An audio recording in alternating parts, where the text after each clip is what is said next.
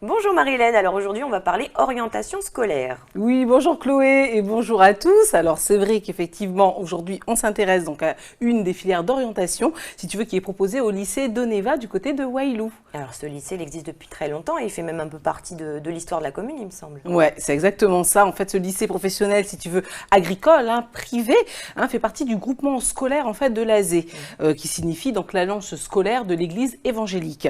Alors, il faut savoir que le nom en fait de Doneva n'est pas uniquement, si tu veux, associé au lycée, puisqu'il s'agit de désigner le groupement scolaire dans sa totalité. Il faut savoir que ce groupement scolaire en fait comprend en plus du lycée un collège, une école primaire et puis l'internat. D'accord. Alors le nom de Doneva est indissociable aussi de l'œuvre de scolarisation menée par le pasteur, ethnologue et linguiste Maurice Lénart dans la région, puisqu'on en a parlé la semaine dernière avec Camille d'ailleurs. Exactement, c'est bien vrai. Alors c'est à Wailou, à la ferme Girard, que le pasteur justement Lénart organisera donc l'école missionnaire pour mettre en œuvre son travail qui était dédié, donc on le sait, à l'étude, à la retraite et puis à la formation donc d'une société chrétienne. Alors les premiers Kanaks justement chrétiens baptisèrent justement cet endroit Doneva, qui signifie le vrai pays. D'accord. Alors son œuvre de scolarisation, c'est difficile, s'est développée donc dès le début du XXe siècle. Une école pastorale existait justement pour étudier la théologie et former les futurs pasteurs. Et oui, 1903. C'est la date exacte en fait de la fameuse création, si tu veux, de la station d'Oneva, comme on l'appelait à l'époque. Alors sa méthode de travail, la méthode de travail donc du pasteur Lénart, avec les Kanaks, portait ses fruits. Et dans cette école ont été donc formés non seulement les premiers missionnaires, mais aussi les habitants de la région. Donc il faut souligner qu'il s'agissait donc de la première école en milieu kanak et que Doneva donc a formé de nombreux responsables d'aujourd'hui. Alors le collège a été fondé lui en 1958, en même temps donc l'Alliance scolaire de l'Église évangélique, et le collège, il faut aussi le dire, est l'un des plus vieux établissements scolaires du pays. D'accord. Et le lycée agricole lui fut créé bien après. Oui, en 84 en fait, vient la création donc du lycée agricole avec une filière CAP agricole connue sous le nom donc de CAPA pour l'agriculture donc des régions chaudes. Et donc ce certificat, si tu veux, d'aptitude professionnelle agricole se prépare donc en 2 ans et est accessible après la 5e ou après la 4e. D'accord. Et avec ce diplôme, ensuite, qu'est-ce qu'on peut faire? Eh ben, avec ce diplôme, en fait, on peut devenir ouvrier donc agricole en aviculture. Donc l'aviculture désigne en fait l'élevage de poules, ou bien en production végétale. Et ensuite viendront les autres filières. Ouais. C'est ça, exactement, la filière horticole donc, qui est accessible après la 3e, qui permet donc aux élèves de décrocher un bac pro, donc production horticole après 3 ans d'études. L'objectif, c'est de devenir technicien agricole ou bien technicien horticole ou encore, pourquoi pas à terme, créer sa propre exploitation. Alors quelles sont justement les missions d'un technicien agricole? Alors son rôle, si tu veux, c'est bien évidemment de seconder le chef d'exploitation et de prendre soin des cultures, de nourrir les animaux, d'entretenir le matériel et les locaux, de gérer le stock. Et puis il peut aussi, pourquoi pas, se spécialiser et devenir conducteur aussi de machines agricoles ou encore devenir technicien en aquaculture et puis travailler dans des élevages d'animaux donc ou de plantes aquatiques. Donc il peut s'agir effectivement de poissons, de coquillages, de crustacés. Ah oui, c'est très intéressant. Il y a de nombreux débouchés en tout cas. Et puis pour ce qui est du technicien horticole, lui, qu'est-ce qu'il est amené à faire? Alors, il est soit ouvrier, si tu veux, hautement qualifié, soit il est responsable, si tu veux, d'une exploitation où l'on produit des légumes, des plantes, s'il s'agit d'une pépinière, ou bien des fruits. Alors, l'ouvrier, lui, on va commencer par le rôle de l'ouvrier, de ses missions. Il va donc être chargé de préparer le sol. Il va donc planter ou réaliser effectivement les semis. Il va surveiller, bien évidemment, la croissance aussi des plants. Il va prendre en charge l'arrosage. Il va veiller aussi à ce que les végétaux ne soient pas attaqués par des nuisibles. On parle de veille sanitaire. Il va également veiller à la fertilisation. Il va participer à la récolte, bien évidemment, stocker et conditionner donc les produits en vue de leur commercialisation. D'accord. Et le responsable d'une exploitation, qu'est-ce qu'il fait? Alors, il va mettre en œuvre, si tu veux, plutôt les productions en choisissant donc les variétés qui sont donc les variétés à planter, qui sont donc adaptées selon l'état du sol. Il va donc établir un calendrier de culture. Bref, il va faire les bons choix pour que que la production soit optimale et puis qu'il puisse vendre voilà, ce qu'il a produit. Hein, le tout, bien évidemment, dans le respect de l'environnement.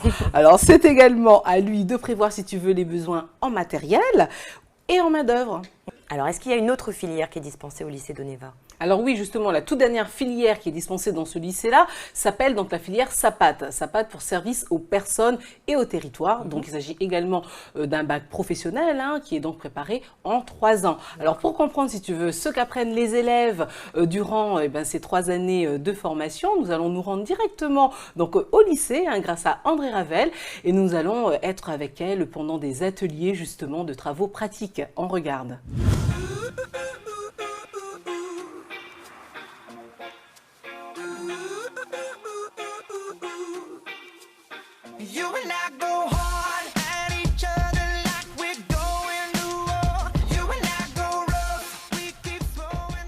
Ici, vous êtes au lycée agricole d'Oneva à Wailou.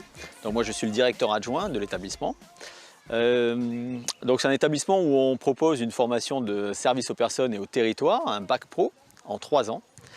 C'est la 3e année où ce bac pro a ouvert.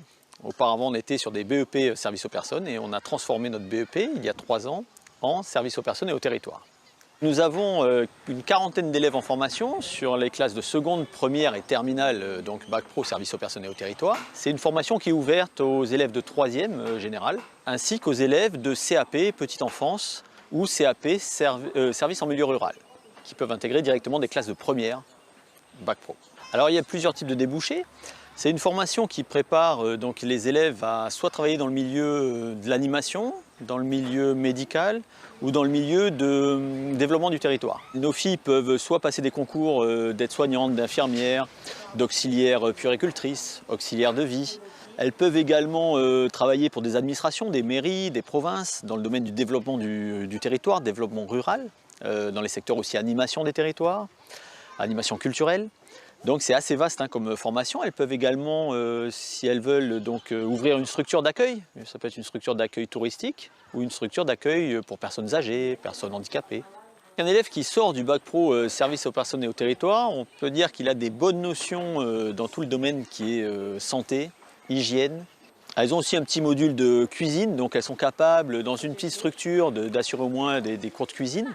Elles auront des bonnes connaissances d'administration des territoires, de développement culturel. SAPAT, ça veut dire service à la personne et au territoire.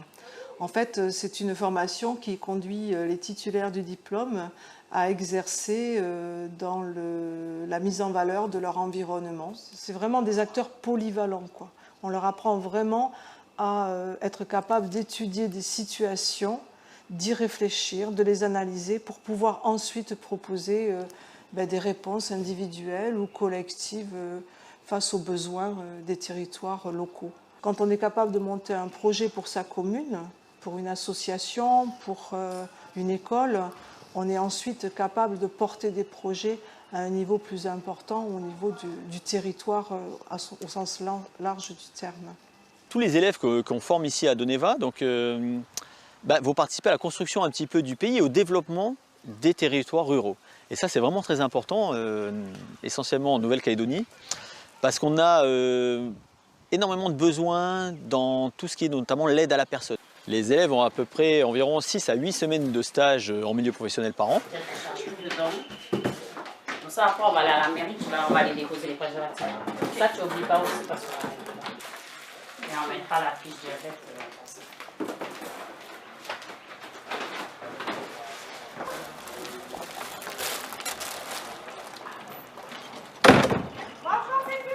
Bonjour Germaine. On a des stages en milieu hospitalier. Donc alors ça peut être hôpital de Poindimier, de Coumac, Gaston-Bourré.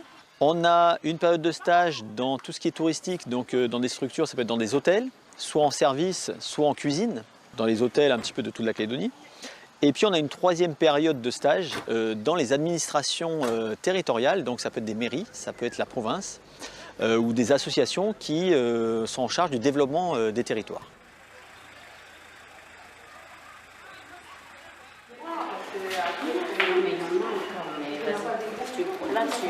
Vu qu'il y a la boîte, tu laisses celle-là, tu la gardes avec toi. Tu vides celle-là, celle-là, on va la mettre au magasin.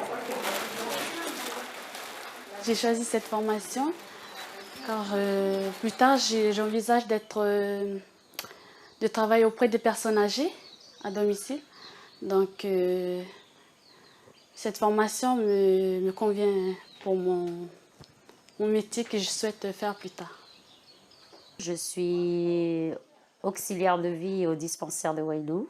J'organise des visites à domicile en tribu. Sinon, il y a aussi des préventions dans les écoles. Il y a des actions avec l'éducatrice sanitaire. Aujourd'hui, on a été déposer une affiche pour la journée diabète qui va se dérouler le 19 à la tribu de Tibarama à Pointe-Dimier. Bonjour.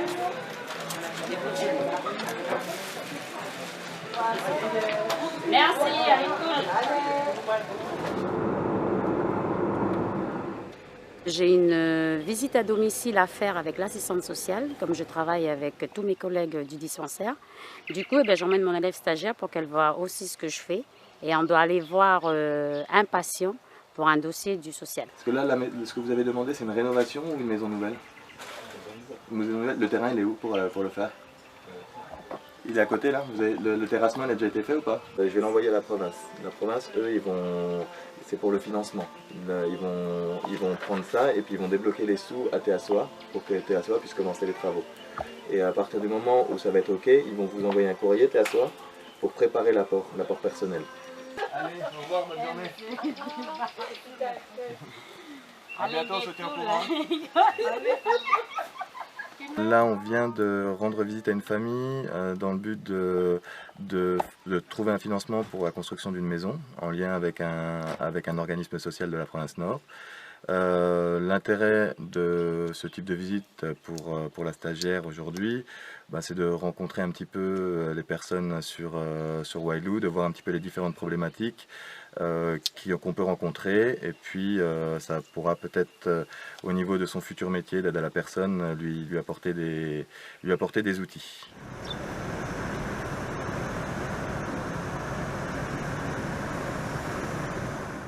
Là, la nouvelle école.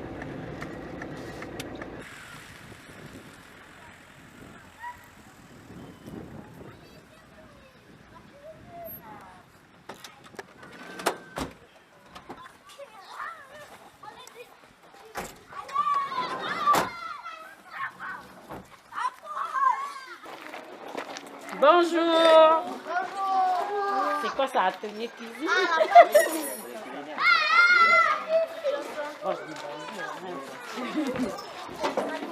À chaque fois, tous les débuts d'année, on passe faire une prévention, on explique comment ils doivent se laver les dents. Puis tous les trimestres, on fait des dépôts de brosse à dents et de dentifrice.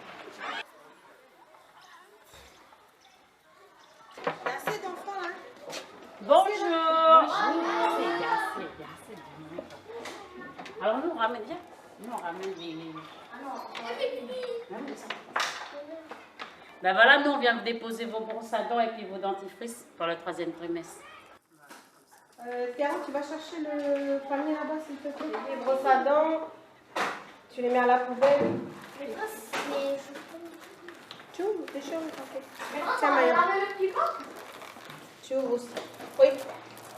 Parce que moi j'en ai encore un peu. Oui, voilà, mais comme ça a été livré dans les autres écoles, il manque vite. D'accord, ok. Voilà, les brosses à dents, les vieilles brosses à dents, tu les enlèves, tu les mets à la poubelle. Ben après la cuisine, il faut bien manger, mais il ne faut pas oublier de se laver les dents aussi. Une des particularités de la formation service aux personnes et au territoire, c'est qu'on axe énormément notre pédagogie sur les projets. Donc les projets pédagogiques amenaient nos élèves à s'ouvrir sur l'extérieur, à travailler en partenariat avec les institutions du territoire, avec les services sanitaires, sociaux.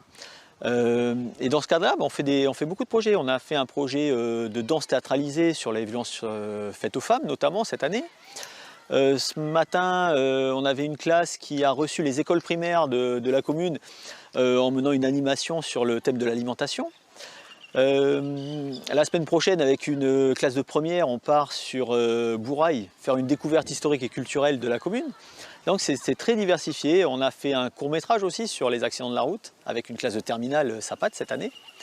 Donc voilà, on essaie d'ouvrir au maximum nos élèves sur l'environnement local. Voilà, cette filière laisse entrevoir de nombreux espoirs d'embauche. Est-ce que c'est vérifié?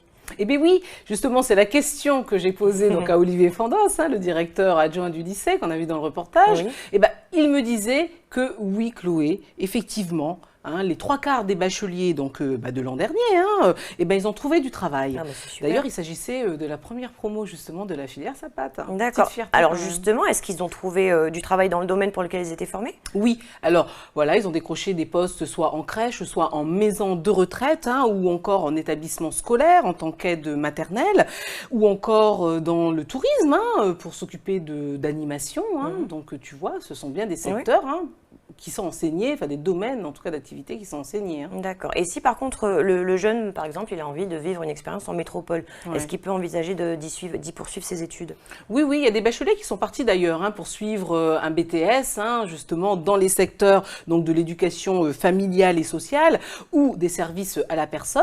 Et à leur retour, ils ont trouvé justement un emploi, Chloé. Alors, soit dans le public, dans l'administration provinciale par exemple, ou au sein du service d'animation d'une mairie, ou encore dans le privé, dans une maison de retraite. D'accord. Et on sait si dans la première promo, il y a des jeunes bacheliers qui souhaitent partir? Alors oui, normalement cette année, 4-5 bacheliers aimeraient justement partir en métropole. Pour le moment, ils suivent donc une remise à niveau qui est donc chapeautée par le ministère de l'Agriculture.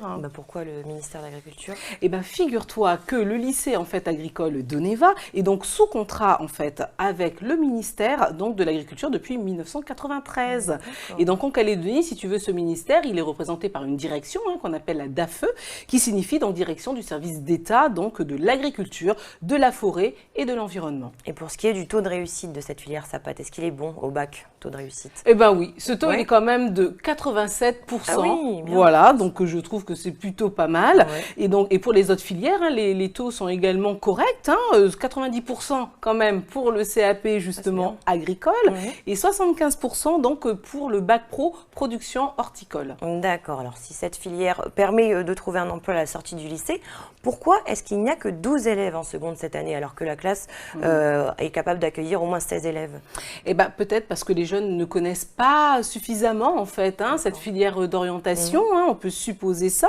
Et puis les possibilités aussi d'insertion professionnelle qu'elle offre. Donc on peut expliquer cela par cette réduction en tout cas du nombre d'élèves cette année pour la seconde.